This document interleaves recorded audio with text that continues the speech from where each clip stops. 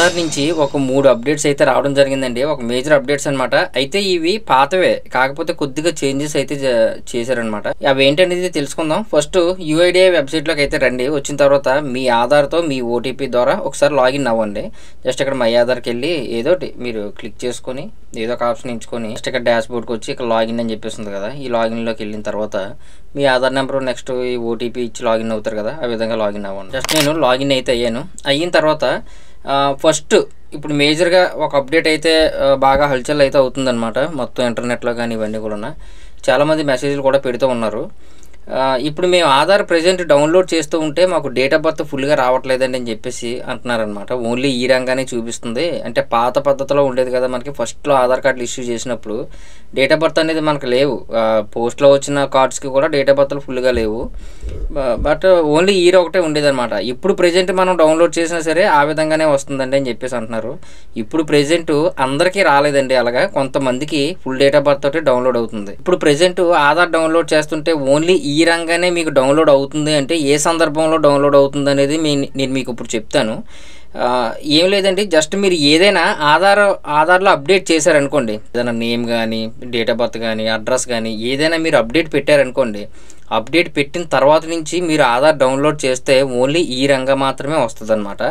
ఇప్పుడు యూఐడిఐ తీసుకొచ్చిన latest update ఇది ఎందువల్ల అంటే మిస్యూజ్ అవ్వకుండా, ఇంకా అంతకంటే ఏం లేదనమాట. ఇప్పుడు నేమ్ అంటే అందరికీ తెలుస్తుంది, డేట్ ఆఫ్ బర్త్ మ్యాక్సిమం ఎవరికీ తెలియదు కదా. ఈ డేట్ ఆఫ్ బర్త్ నేము తెలిసిన పక్షంలో ఈ యొక్క ఆధార్ కార్డు మిస్యూజ్ అయ్యే ప్రమాదం ఉంది అని చెప్పేసి టోటల్గా మనకి డౌన్లోడ్లో అంటే ఆధార్ ఇంకా లామినేషన్ చేసి మనం ప్రింట్అవుట్ తీసుకున్నా సరే అందులో లేనట్టుగా ఓన్లీ ఈ రంగానే మనకు చూపిస్తూ ఉందన్నమాట. ఆ విధంగా డౌన్లోడ్ అయ్యేలాగే పెట్టేశారు. మరి ఫుల్ డేట్ ఆఫ్ బర్త్ మనం తెలుసుకోవాలంటే ఎలాగండి అని చెప్పేసి మీరు అడగవచ్చు. జస్ట్ ఇప్పుడు నేను లాగిన్ అయ్యాను కదా, ఈ విధంగానే లాగిన్ అయ్యి మీకు ఇక్కడ ప్రొఫైల్ ఐకాన్ అయితే కనిపిస్తూ ఉంటుంది, అంటే మీ ఫోటో అనమాట. జస్ట్ దాని మీద ఇలా క్లిక్ చేశారనుకోండి, ఇక్కడ మీకు ఫుల్ డేట్ ఆఫ్ బర్త్ అయితే కనిపిస్తుంది. లేదు డౌన్లోడ్ ఆధార్ అని చెప్పేసి ఉంది కదా, ఇందులోకి వెళ్ళా సరే మీ డీటెయిల్స్ తోటి మొత్తం డేట్ ఆఫ్ బర్త్ కూడా ఫుల్గా తెలుస్తుంది అనమాట. ఈ విధంగా మీరు ఆన్లైన్లో తెలుసుకోవచ్చు. ఆన్లైన్లో ఉంటుంది మీకు ఫుల్ డేట్ ఆఫ్ బర్త్, కానీ ఆధార్ డౌన్లోడ్ చేస్తే మాత్రం రాదనమాట, ఓన్లీ ఈ రంగానే వస్తుంది. ఇక నెక్స్ట్ మీరు ఇక్కడ అడగొచ్చు, ఇప్పుడు మనం ఏదైనా ఆన్లైన్ అప్లికేషన్ పెట్టినప్పుడు కానీ లేదంటే ఏదైనా స్కీమ్కి పెట్టినప్పుడు కానీ ఫుల్ డేట్ ఆఫ్ బర్త్ ఇవ్వాల్సి ఉంటుందండి, మరి అప్పుడు ఎలాగా అంటే ఈ విధంగానే. బట్ ఏంటంటే మీరు సచివాలయం కానీ ఏదైనా ఎడ్యుకేషనల్ ఇన్స్టిట్యూట్కి కానీ స్కాలర్షిప్కి ఇవన్నీ పెడుతూ ఉంటారు కదా, అధికారికంగా గవర్నమెంట్ తాలూకా ఆఫీసెస్ అయితే ఉంటాయి, ఎంఆర్ఓ ఆఫీస్ అని నెక్స్ట్ సచివాలయం అని. ఇలాంటి స్కీమ్స్కి మీరు ఎక్కడైనా అక్కడికి వెళ్ళి మీరు అప్లై చేసుకున్నారనుకోండి, మీ యొక్క ఆధార్ నెంబర్ ఇచ్చి వాళ్ళు ఫిట్ చేయగానే ఆటోమేటిక్గా డేట్ ఆఫ్ బర్త్ అనేది అక్కడ చూపిస్తుంది మీకు ఆన్లైన్లో, వాళ్ళకి చూపిస్తుంది అనమాట. మళ్ళీ సెపరేట్గా మీరు ఆధార్ కార్డులో ఉండి మాన్యువల్గా మనం ఎంట్రీ చేసే పద్ధతులు అయితే ఉండవు అనమాట. కాబట్టి ఇది మెయిన్.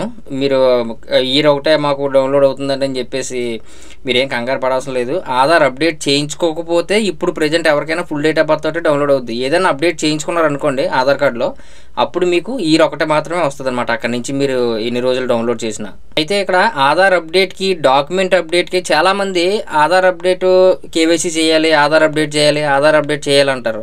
ఆధార్ అప్డేటు వేరండి, నెక్స్ట్ డాక్యుమెంట్ అప్డేట్ వేరనమాట. రెండు వేరు, అసలు సంబంధమే లేదు. ఆధార్ అప్డేట్ అని చెప్పేసి మనం ఎప్పుడు అంటాం, ఏదైనా నేమ్ కానీ డేట్ ఆఫ్ బర్త్ కానీ చేంజెస్ చేసినప్పుడు ఆధార్ కార్డులో ఏదైనా చేంజెస్ చేసినప్పుడు దాన్ని ఆధార్ అప్డేట్ చేయించాము అని చెప్పేసి అంటాం. అదే డాక్యుమెంట్ అప్డేట్ అంటే మన ఆధార్ యాక్టివ్లో ఉండడం కోసం అనమాట. అంటే ఫుల్ ఫ్లెడ్జ్డ్గా మనకి ఎక్కడ మన ఆధార్ నెంబర్ ఎంట్రీ చేసినా కరెక్ట్గా ఫిట్ చేసే విధంగా మనం కావాలంటే ఈ డాక్యుమెంట్ అప్డేట్ అనేది చేసుకోవాలి. ఇది రెండోది అనమాట అప్డేటు. ఇది మనకి 14/6/2026 వచ్చే సంవత్సరం వరకు కూడా ఉందన్నమాట. ఇది డేట్ అనేది 3 సంవత్సరాల నుంచి కూడా అలా పొడిగిస్తూనే ఉన్నారు. ఇది మనకి ఫ్రీ ఆఫ్ కాస్ట్ అనమాట. డాక్యుమెంట్ అప్డేట్ అని చెప్పేసి ఉంది కదా, దీని మీద క్లిక్ చేసుకొని నెక్స్ట్ అని చెప్పేసి క్లిక్ చేసి మళ్ళీ నెక్స్ట్ తర్వాత మీ డీటెయిల్స్ అన్నీ కనిపిస్తాయి. ఇక్కడ వెరిఫై అని చెప్పేసి క్లిక్ చేసి నెక్స్ట్ అని చెప్పేసి క్లిక్ చేశారనుకోండి, ఇక్కడ మీరు సపోర్టింగ్ ప్రూఫ్ ఏదైనా ఇవ్వచ్చు అనమాట. ఇక్కడ చూడండి చాలా ఇచ్చారు, ఓకేనా. ఏముంటే అది మీ యొక్క ఎన్ఆర్జీ జాబ్ కార్డు లేదంటే పెన్షన్, తర్వాత డ్రైవింగ్ లైసెన్స్ పెన్షన్ కార్డు కానీ మీ యొక్క ఎస్ఎస్సి మార్క్ లిస్ట్ కానీ ఇంకా చాలా ఇచ్చారు. పాన్ కార్డు కూడా పెట్టుకోవచ్చు. ఐడెంటిటీ ప్రూఫ్ ఏముంటుంది, రేషన్ కార్డు కానీ నెక్స్ట్ మీకు వాటర్ ఐడి కానీ తర్వాత ఏదైనా సరే మీరు పెట్టుకోవచ్చు అనమాట. ఒక ఐడెంటిటీ ప్రూఫ్ ఏదో ఒక ప్రూఫ్ సబ్మిట్ చేసి జస్ట్ అప్లోడ్ చేసి మీరు చేయాలన్నమాట డాక్యుమెంట్ అప్డేట్ అనేది. అలా చేసుకుంటే మీ ఆధార్ అనేది యాక్టివ్లో ఉంటుంది. గత 10 సంవత్సరాల నుంచి కూడా ఎటువంటి యాక్టివిటీ జరగకుండా అలా వదిలేసి ఉంటారు కదా, అలాంటి వాళ్ళందరూ కూడా ఈ డాక్యుమెంట్ అప్డేట్ అనేది చేయండి, మీకు ఎటువంటి ఇష్యూ ఉండదు అనమాట. నెక్స్ట్ ఇక మూడోది బయోమెట్రిక్ సంబంధించిందండి. ఇప్పుడు యాక్చువల్గా మనం ఒక చైల్డ్ ఆధార్ ఒక చిన్నపిల్లలకి తీసినా సరే 5 ఇయర్స్ లోపు ఆధార్ కార్డు తీసామనుకోండి, 5 ఇయర్స్ దాటిన తర్వాత వాళ్ళకి మళ్ళీ ఐరిస్ అండ్ బయోమెట్రిక్ కూడా అప్డేట్ చేయించుకోవాలని చెప్పారు కదా. అయితే ఇప్పుడు వచ్చిన రూల్ ఏంటంటే ప్రతి 3 ఇయర్స్కి ఎవరైనా సరే, ఇప్పుడు చిన్నపిల్లల 5 సంవత్సరాల లోపనే కాదు, ఎవరికైనా సరే, పెద్దవాళ్ళకైనా చిన్నవాళ్ళకైనా సరే 3 సంవత్సరాలకు ఒకసారి బయోమెట్రిక్ అప్డేట్ చేయించాలి, ఐరిస్ కూడా అప్డేట్ చేయించాలన్నమాట. ఈ యొక్క రూల్ అనేది ఈ మూడో అప్డేట్ అనేది తీసుకొచ్చారు. కాబట్టి ప్రతి ఒక్కరు కూడా 3 సంవత్సరాలకు ఒకసారి ఖచ్చితంగా ఈ 2 కూడా చేయించుకోవాలి. అంతేనండి, దీనికి సంబంధించి అప్డేట్ ఒక 3 అప్డేట్స్ అనమాట. దీని గురించి చాలామంది అడిగారు కాబట్టి వీడియో చేయడం జరిగింది.